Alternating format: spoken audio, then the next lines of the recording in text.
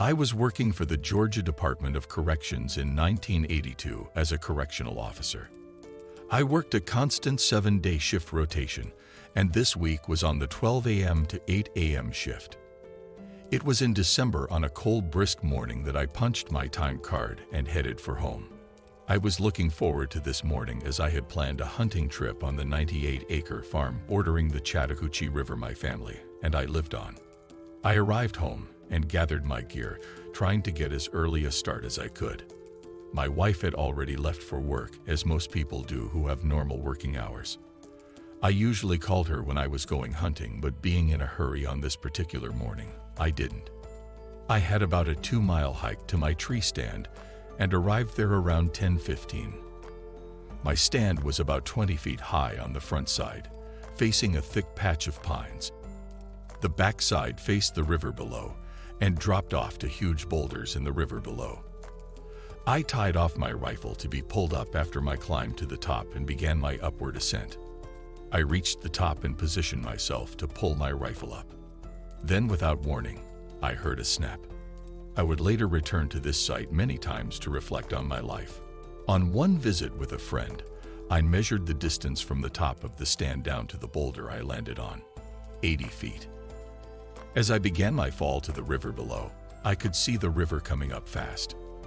I knew this was the end for me, and though it was just seconds before impact, it was as though I was in slow motion. So many thoughts raced through my mind. My wife, my daughter, my family, and no one knows where I am. Would I ever be found? Then darkness. How long this darkness lasted, I don't know. Then something wonderful happened. I felt myself leaving my body. I was floating a few feet in the air above the river. I looked on my body with mixed feelings. I was bleeding from my mouth, nose, and ears, and saw a trickle of blood underneath me on the boulder. As I was reflecting on the state of my body, I felt a pulling and began to rise very fast. I was traveling at a high rate of speed upwards through the atmosphere. As I left the atmosphere, I looked back and could see the earth. Such a beautiful sight. It was so brilliantly lit. As I looked ahead, I could see the planets. I thought to myself, this couldn't be. Where is Jesus? I was never told anything like this could or would happen when I died. Faster and faster, the speed was increasing. I saw other star systems and galaxies as I raced onward. I entered what seemed to be a hole of some sort. It was long and dark. However, around me I saw streaks of light made up of every color in the spectrum. I saw a faint light growing brighter and brighter in the distance up ahead. As I entered the light, I felt it all through my being. I was not afraid anymore. Then, all of a sudden, I was standing before a massive set of steps. They led up to what seemed to be a bridge or walk of some kind. In the distance, I saw a sight so magnificent and astounding. A city made up of what seemed to be glass or crystal. The lights were of many colors that radiated from it. Never have I ever seen such a sight. I began walking toward the city in a daze of unbelief. So many questions raced through my mind. I had to know where I was. What was happening to me? I reached the front of the city and saw a double door that looked to be about 30 feet or so in height and width. It shined as if it was polished. As I stood there wondering, the doors began to open. I took a step back and looked inside. I could see what appeared to be people walking about on the inside, much like they do in a mall here on Earth. These people, though, were dressed very different. For one thing, they all seemed to be dressed in some sort of robes with hoods. I entered through the doors in amazement at what I was seeing. The inside was massive. It seemed to be square in shape with a balcony all around that led down to different levels. I walked up and looked downward over the balcony. It seemed to go on forever. As I looked up, I saw many passing by me, yet no one seemed to notice me. Then, as one was approaching me, he suddenly stopped. He slowly raised his head, and I could see his face. He appeared to be a human form in every respect but one. His eyes. No pupils, yet they seemed to change colors in colors of blue. His hair was snow white. I wanted to speak, but before I could, he turned and pointed to a long hallway. Though we never spoke, I knew I was to go down this hallway. Then, as if nothing had ever happened, he continued. I knew I had to as well. Something was beckoning me forward. I walked down to the end of this hallway. I did not turn to the right or the left. I knew somehow that my questions were about to be answered. Again, I saw before me a massive double door. It seemed to be of some type of metal, whether gold or not I could not tell. Suddenly, the doors opened. I heard a voice, though not as we speak, but from inside of me it seemed, say, enter. I did as I was told, and the doors shut suddenly behind me. I was afraid for the first time. Total darkness, total silence. Then, after a space of time, the length of which I could not determine, a bright light began to glow in the room. Brighter and brighter it became. It was somewhat above me and in front of me. I tried to look, but was almost blinded from it. I held my hands up in front of me and could make out the appearance of a figure sitting on some type of seat. Then, without warning, it happened. What have you done with your life? The voice penetrated my very being. I had no answer. Then to my right, I saw what seemed to be like a movie, and I was in it. I saw my mother giving me birth, my childhood and friends. I saw everything from my youth up. I saw everything I had ever done before my eyes. As my life played out before my very eyes, I tried to think of good things I had done. I was raised in church and had been very active in church functions. Yet as I pondered on this, I saw a man in his car that had ran out of gas. I had stopped and given him a lift to a local store about a year ago. I had bought him some gas as he had no money and helped him get on his way.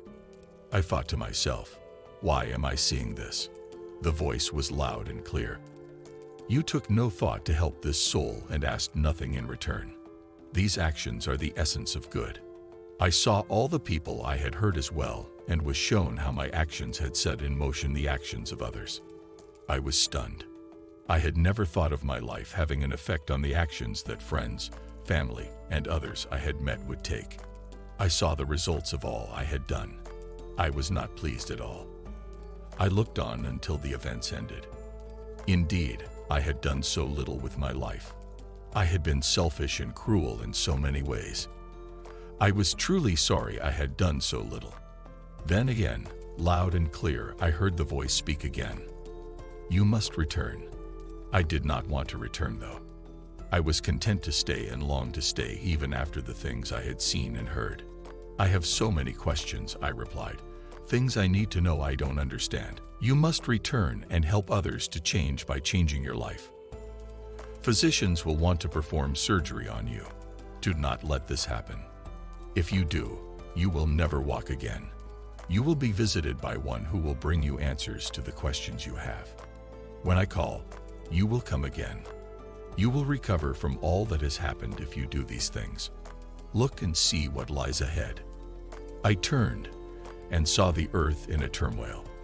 Wars and death, terrible sights. Cities fell and new ones were built. I saw the United States and a volcano exploding, covering many cities in darkness. I looked on and saw the collapse of our government, as we know it. People killing for food and water, horrible sights. I saw what seemed to be a giant explosion in the Earth's atmosphere, and much land was destroyed. I looked on and saw a new type of people, younger and of a peaceful nature. The cities were few that were left, but these people seemed to be content. It is time for you to go, I heard again. But I wanted to see more. Then the doors opened, and I felt myself almost carried down the hallway.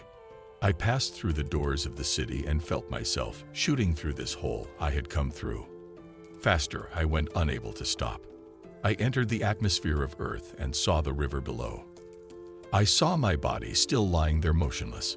Then it was like an electric shock, so tremendous I felt my body jump.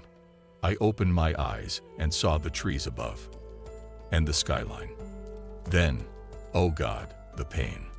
I was struggling for every breath, choking on my own blood. I managed to roll onto my stomach. The pain was all I could bear. I looked at the sky and saw the sun was lower than I remembered. I looked at my watch. It was 5:30. My only thoughts were how I could get help. I noticed my rifle was not far from me, still attached to the rope I had tied around my waist. I began pulling it toward me.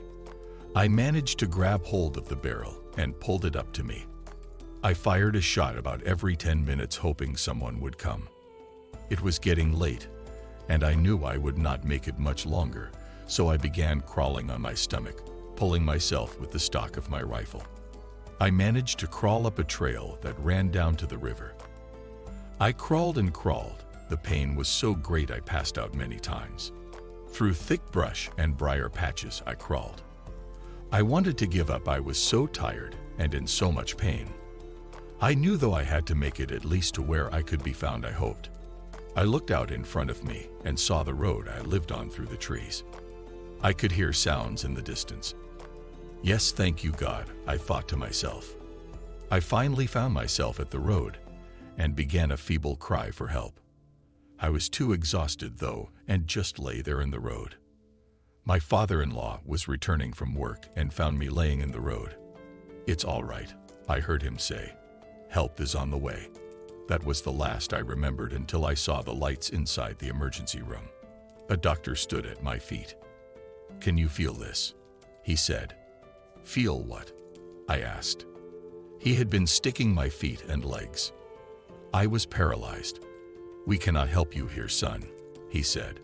We are sending you by ambulance to a hospital that can handle your injuries.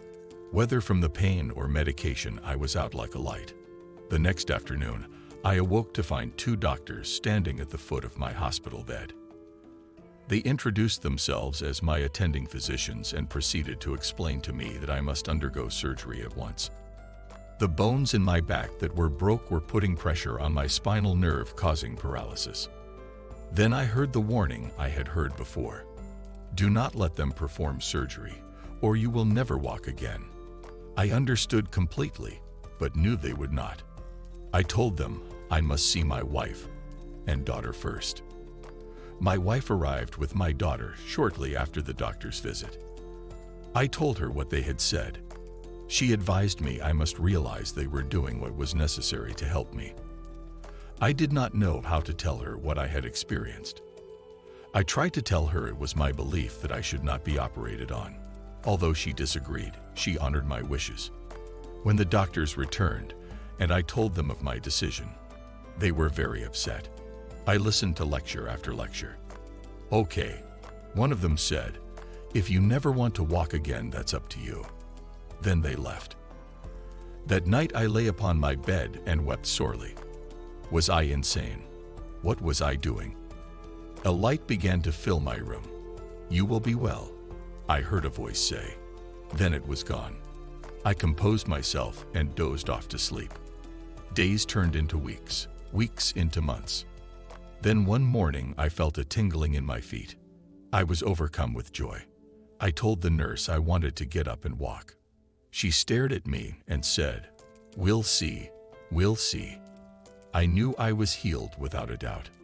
The nurse put a call into my doctor, and the next morning he stopped by. "So you think you can walk?" he said. "Yes," I replied. "Well, we will see." A few hours later, I was taken down to the physical therapy room. They carried me by bed down and raised me up to a vertical position. The nurse helped me in front of a set of parallel bars. I gripped the bars and placed my feet firmly on the floor. 1 step, 2 steps. "My God, he's walking," the nurse said to the nurse who had brought me down. The next few days was hard.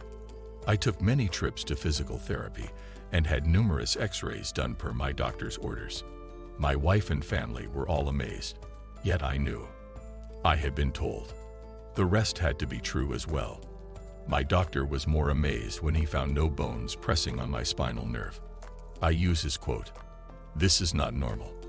It seems a higher power has done for you what we were going to try to correct with surgery.